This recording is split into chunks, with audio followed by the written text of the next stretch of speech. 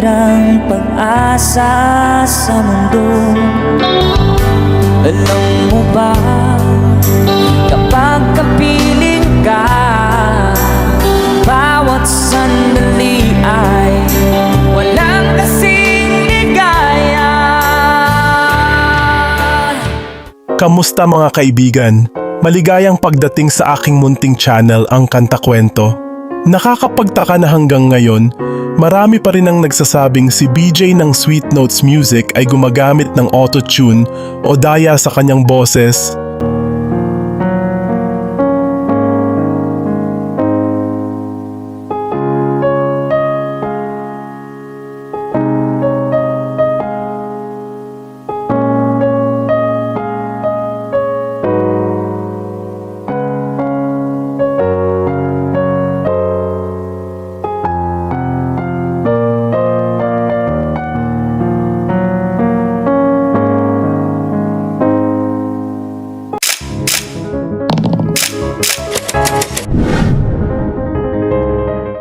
Kahit ilang ulit ko nang pinatunayan na purong talento at natural na boses ang kanyang ipinapakita, tila hindi pa rin sila naniniwala. Bago tayo magsimula mga kakwento, hihilingin ko muna ang inyong pag-like, pag-share at pag-subscribe bilang suporta. Maraming salamat sa inyo.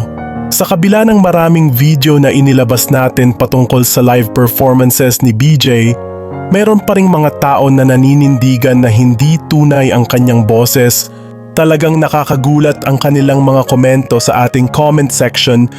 May mga pagkakataon pa nga na siya ay kumanta sa supermarket gamit ang ibang microphone at nag-compile tayo ng kanyang mga unplugged na pagkanta, walang mic at purong boses lamang. Para tanggalin ang pagdududa ng iba, narito ang isa pang patunay. Kamakailan lang, si BJ ay kumanta at nakipagduet sa isang live performer sa subway o parang LRT sa ibang bansa. Hindi ko lang alam ang eksaktong lokasyon, pero dito ay nagigitara ang isang banyaga at sinabayan ni BJ sa pagkanta. Natuwa si BJ dahil kahit banyaga ang kanyang kasama, kabisado nito ang kantang Anak ni Freddie Aguilar. Halina't panoorin natin si BJ na walang gamit na microphone, tanging cellphone recorder lang ang gamit sa pagkuha ng video. Pagkatapos natin panoorin ang video, talakayin natin sa comment section kung nagbago ba ang kalidad ng kanyang boses o pareho pa rin katulad ng mga nakaraang performances. Huwag kalimutang tapusin ang video upang mas ma-appreciate ang kanyang talento.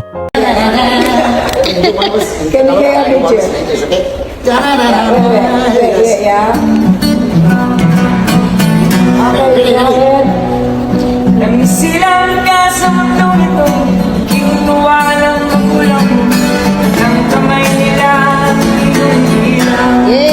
Wow! Nagtrago na naiyak tatag mo, di malaman ang gagawin, pinamasal at ipagpumulong mo.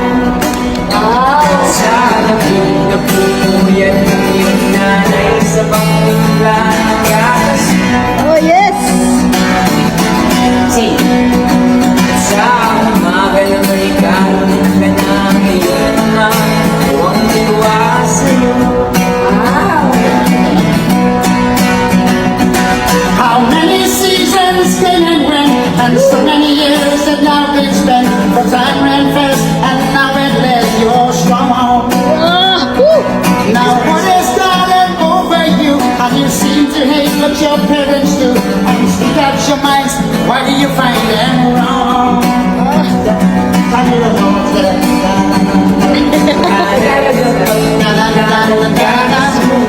One more time.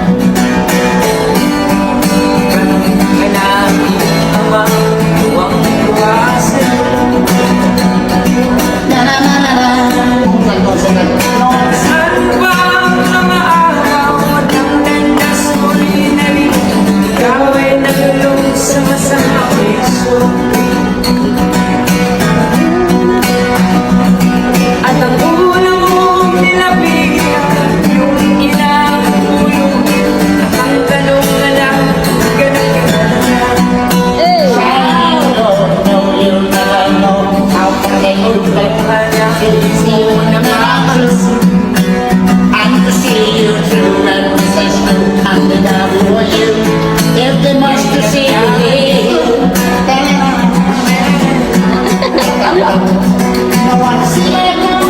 mundo ito, naging tuwa ng magulang at ang buhay nila ilaw.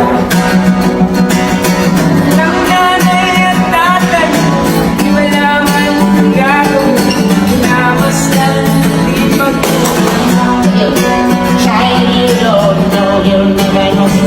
I'm only home to give you all the love and give. To see you through every decision and the die for you. If they must to see you live. Charlie, your love is gone astray.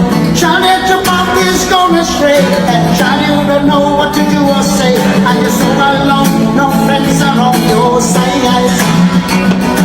And Charlie should not be down in tears. And let mom and dad come away your fears. And where must you go? Then I'll stay up and worry. Charlie, you don't know no one. See that again? Sa mundo ito, naging tuwa ng magulang at ang kamay nila ang iyong ilaw. Ng nanay at tatay mo, di malaman ang gagawin, pinamasdan at ibang tulong mo. Biglang nakuha ng di mo napapansin.